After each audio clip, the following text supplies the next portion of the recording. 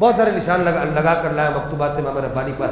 آپ ارشاد فرماتے ہیں اور امام ربانی مظفر ثانی شیخ احمد سرہندی کہتے ہیں آج کل بہت سارے لوگوں کو اپنے پیروں کے کشف کی بڑی جو ہے نا وہ بڑی پریشانی ہے. بھائی میرے پیر صاحب کا کشف ہے، میرے پیر صاحب کا کشف.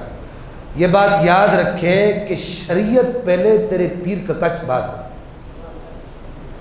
اگر تیرے پیر کا کشف رسول اللہ کی شریعت سے ٹکرا رہا ہے، اگر تیرے پیر کا الہام رسول اللہ کی شریعت سے ٹکرا رہا ہے، اگر تیرے پیر کا مراقبہ رسول اللہ کی شریعت سے ٹکرا رہا ہے، تو یہ اعلیٰ حضرت سیدنا پیر ملی شاہ صاحب نے بھی اپنے فتاوی میریہ کے بالکل پہلے صفحے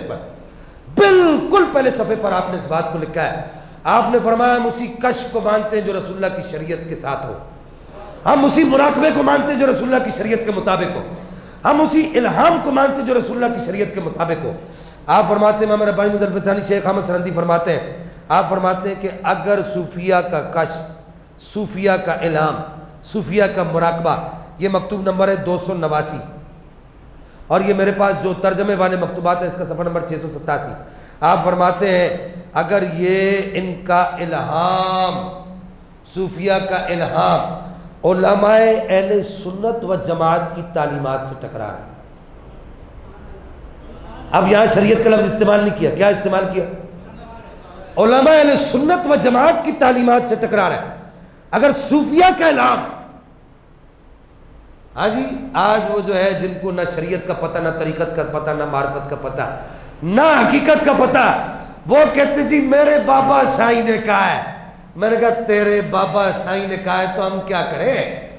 ہمارے جو بابا سائی ہے وہ شیخ احمد سرہندی امام ربانی مجدد الفسانی ہے. تجھے تیرے بابا سائی مبارک ہو، ہمیں ہمارے بابا سائی شیخ احمد سرہندی مبارک ہو، ہمیں ہمارے بابا سائی غوث پاک مبارک ہو، ہمیں ہمارے بابا سائی سیدنا پیر میلی شاہ صاحب مبارک ہو، اور ہمیں ہمارے بابا سائی اعلیٰ حضرت امام احمد رضا خان مبارک ہو. یہ بھی تو بابا ہے نا، یہ بھی تو بابا ہے.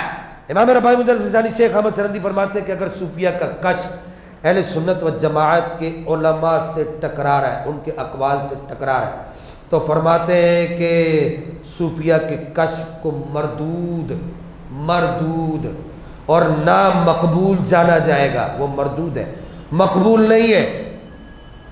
اور فرمایا کہ صراط مستقیم وہی ہے جو علماء اہل سنت نے اپنی عقائد کے کتب کے اندر لکھ دیا ہے. اور فرمایا کہ جو صوفیہ نے جو کچھ کہا اگر وہ شریعت سے ٹکراتا ہے تو ہم اس کو ان کا شکر کہیں گے، ہم اس کو غلبہ حال کہیں گے، ہم ان کی ان باتوں کو تسلیم نہیں کریں گے، ہم بات وہی مانیں گے جو علماء اہل سنت نے لکھی ہے. وآخر دعوایا ان الحمدللہ رب العالمین.